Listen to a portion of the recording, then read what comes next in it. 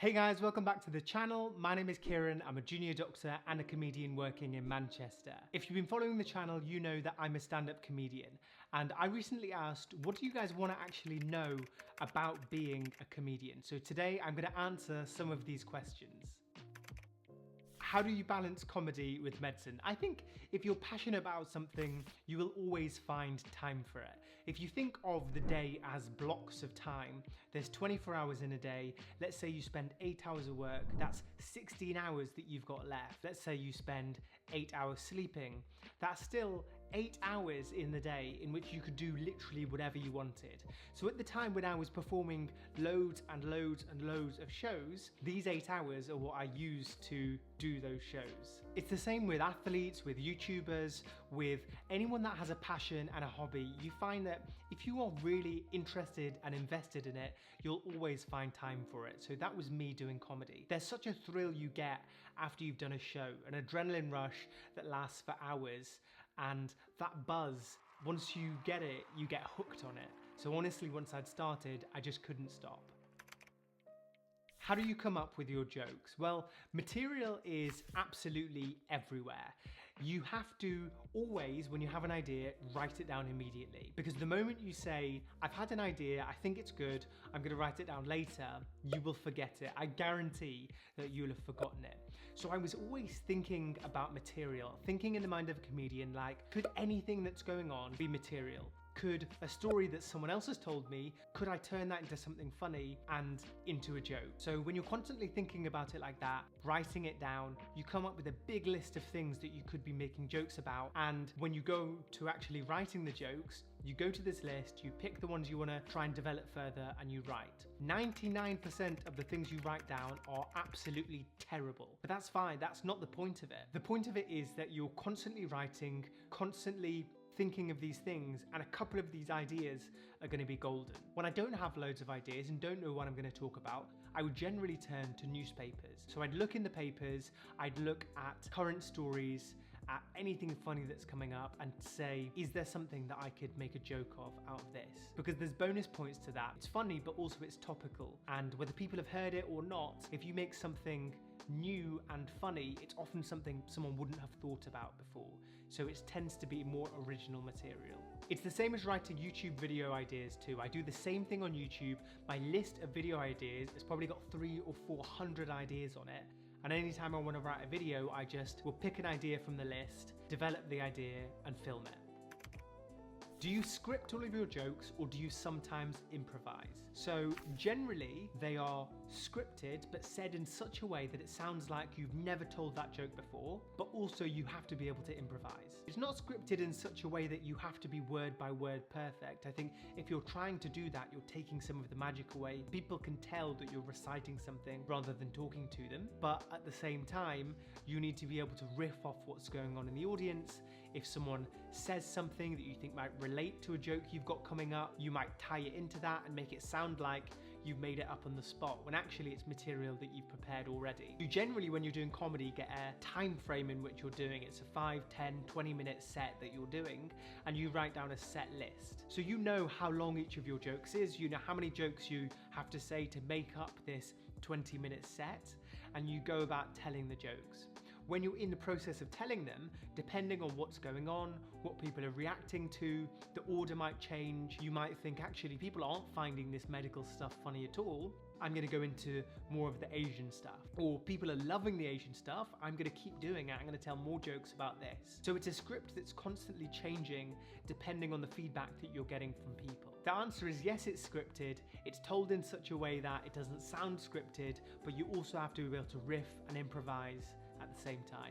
Also, on this note, the only way to tell if something is actually funny or not is to say it in front of an audience. There is no replace for standing up in front of a crowd of people and trying out a joke. That is the only way you can tell if something is funny or not.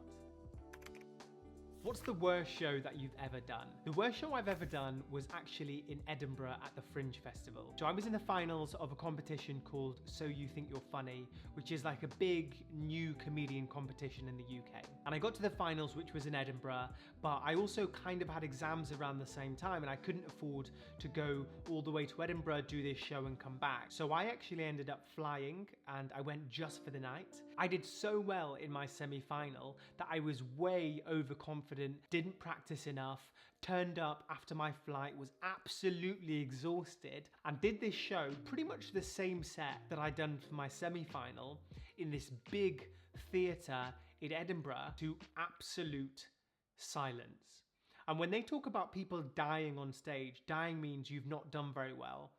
That is the epitome of dying on stage, when the only thing you can hear is your own voice and the occasional echo of your voice off the wall. I imagine if it was the Wild West, there would have been a tumbleweed rolling across, because it was absolute silence. I finished my soliloquy and then took the long, hard flight home, and obviously didn't win the competition.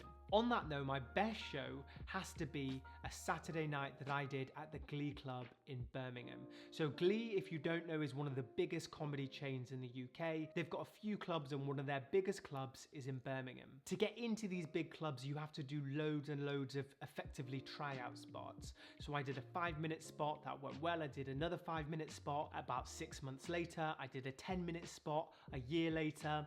I did a 15-minute spot, and then a year after that I got my first 20-minute spot. It's a massive club. It was a Saturday night. It was completely packed out and it was just the best show. When you tell your first joke and there's a roar of laughter and so much energy in the room, you can tell it's going to be an amazing show, and that definitely was the peak. And it was that moment I was in one of the biggest clubs in the country doing a longer set on a Saturday night, and I was just like, this is the reason I've put in all those hard hours of work. How do you write a script? How do you go about memorizing it? In terms of memorizing the script, what I tend to do is I'll write an idea for a joke and I'll just keep rambling on a piece of paper about what I think the premise of the joke will be, and then I will say it again and again and again and again until it's in my head. And when I say it on stage, I'm not worrying about getting it word for word perfect. I'm more worrying about getting the idea across, so selling the story, and also making sure that the punchline is right. So as long as your punchline is right and your timing is right, you can kind of make something funny. The other thing I found is that when you actually say it on stage, once you've said it on stage once, it tends to stick in your memory more. Until you've done that, until you've said a joke on stage once, it's very easy to forget that joke. But once you've said it on stage, you'll never forget it. What do you do when the audience don't laugh when you expect them to? So if an audience isn't laughing, it's for a number of reasons. Either A, you're doing terribly, or B, it's not the kind of audience you were expecting and they're not resonating with the material that you're doing. It's a really difficult situation. You have to power through because you're there to do your time, be it 10, 15, 20, 25 minutes, and you have to do your time as you're kind of contractually obliged to do. I personally go about trying to give more energy and trying to make it into more of a performance. So if people didn't find it funny, at least they kind of enjoyed the performance. The other thing you do is try and work out the kind of things that they may have laughed a little bit at and try and play on those. So is there something that you've said that actually you can keep going down that route because they actually enjoyed that? It is an absolutely horrible feeling when you die on stage and there's absolute silence, but all comedians at some point will have faced it. Combating performance anxiety. I do get nervous on stage. I've done 500 plus shows, but I would still get nervous on stage. Not as much as I used to, but definitely still. Certainly before I'm doing new material or if I'm performing at a big club. Because you have to remember, the waiting list to get into one of these big clubs can be years. So I may have waited years for 5 minutes at this big club. So you can imagine the pressure to perform well in that environment. You do get very nervous at that time. For me, I tend to do some breathing exercises, so deep breathing. I tend to make sure that everything else I'm doing is my normal routine. I won't drink any alcohol before the show. I'll make sure I'm wearing comfortable clothing, because the last thing you want to be worrying about is, oh, what am I wearing? I'm not comfortable in this. You only want to be focused on what you're saying and trying to connect with people. The other really big thing is just practice. The more you practice, the more comfortable you're going to feel with it and the less nervous you're going to feel when you're on stage. But always there will be that level of anxiety. I hope you enjoyed this video, guys. This was a little sneak peek into some of your questions about my life as a comedian. Since the first lockdown, I've not done a show, so I haven't gigged in a while, but when I did, I absolutely loved it and it was a huge part of my life. At some point, I do hope to go back to it, but for now, I've replaced it with YouTube, and I'm definitely glad I've done so because I've got you guys. Take care, everyone, and stay safe.